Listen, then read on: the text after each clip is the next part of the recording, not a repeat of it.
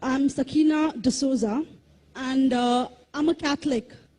I believe Brother Yusuf was a Catholic before. I would like to ask him a simple question. He was brought up like a Catholic, but what made him change? Doesn't he believe that the Messiah is true, or did he ever feel that the religion, Catholic religion, has not brought up any Messiah and the Bible is false? I would like to just know what that means, because he said he was a Catholic before and now he has become a Muslim. What made you change? What was that storyline before? Doesn't he believe that there is a Messiah, or the Messiah had come, saved us, died on the cross? Thank you very much for a good question. I hate to disappoint you, but I wasn't a Catholic. But I was with a Catholic priest the night that he accepted Islam. And I asked him these questions you asked me.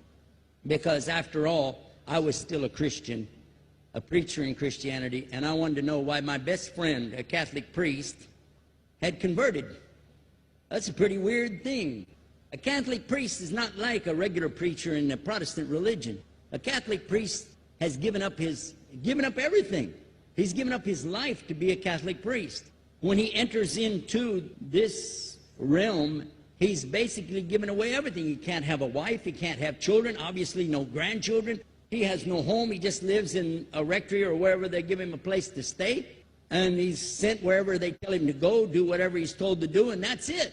And he cannot disobey the Pope, otherwise they can kick him out of the religion, and if they do, he's excommunicated and he goes to hell forever.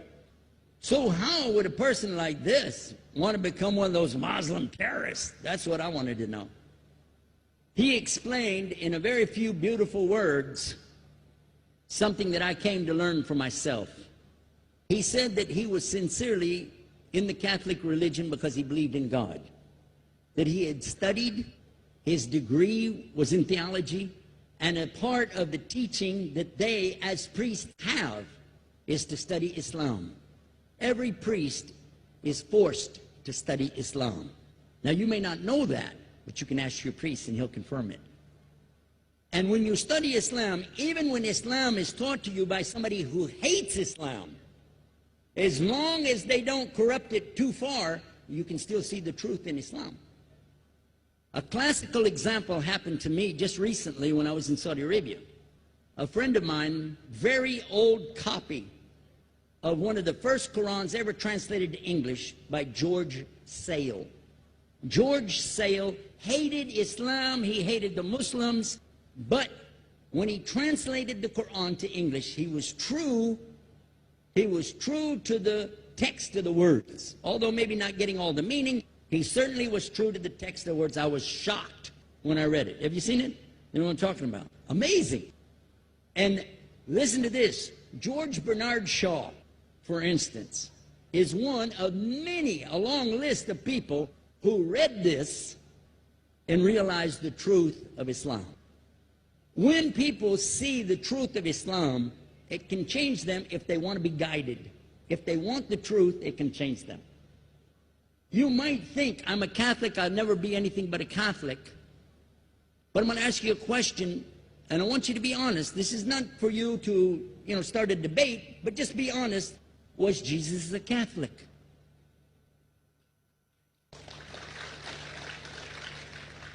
And it's not open to debate, so there's no point in opening that up, because you know and I know he wasn't. The Catholic Church was in business about 300 years before Jesus was born. It's on their website. Don't go like this. It's on their website. That's where I took it from. The Catholic Church was really started in Rome by Alexander the Great. Do you know what the word Catholic means? It means universal. It was the universal church for the Roman Empire. If you didn't join it, you could not be a Roman citizen. And it was opposed to the teachings of Judaism and opposed to the teachings of the early Christians for more than 200 and some years. And they were diametrically opposed to each other to the extent that it was the Romans killing the early Christians. Now, if you understand that, and you go to their website and read, they didn't even take over Christianity until the year 325 AD. And when they did, they changed a lot of things, again, referring to their own website. But if you want to check it in Britannica or Americana or grow your encyclopedias, go ahead and read about the Catholic Church.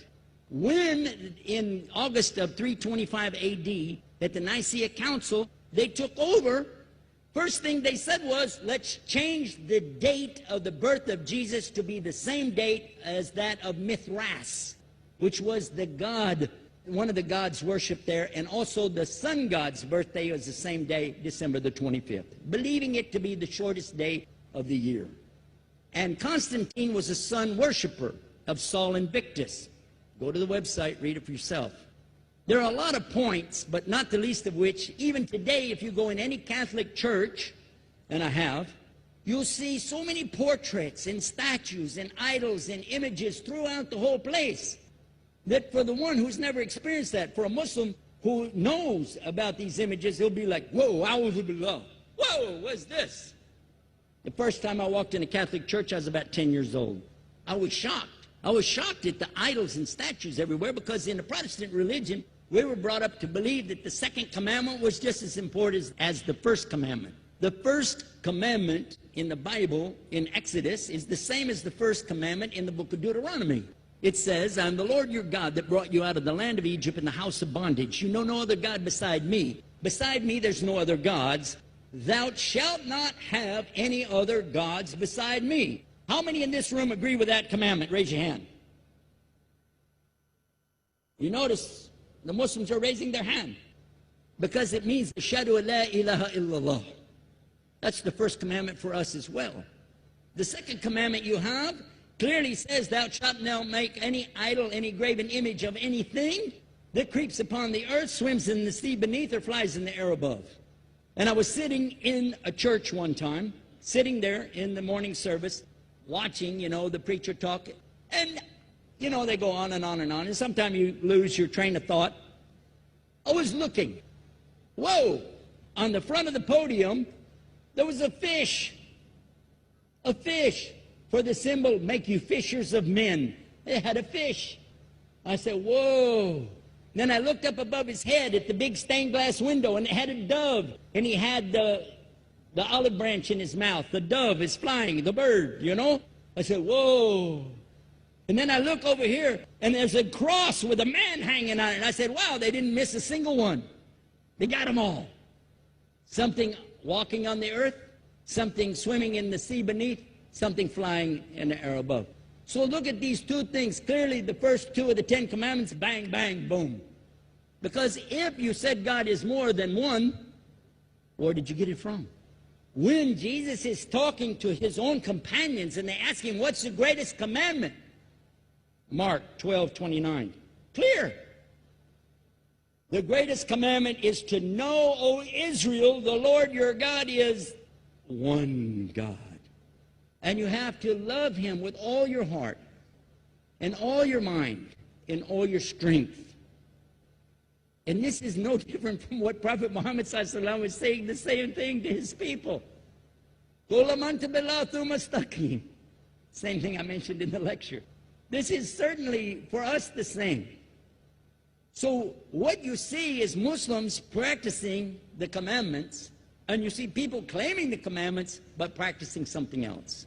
And I have seen more converts from the Catholic Church than any other of the many sects of Christianity, and especially from the nuns, priests, and even an archbishop. And all of them are better than me. They still sacrifice their whole life to get the true message of Islam, not only to you, but to Muslims as well, because we all need to know about it. But thanks for a great question.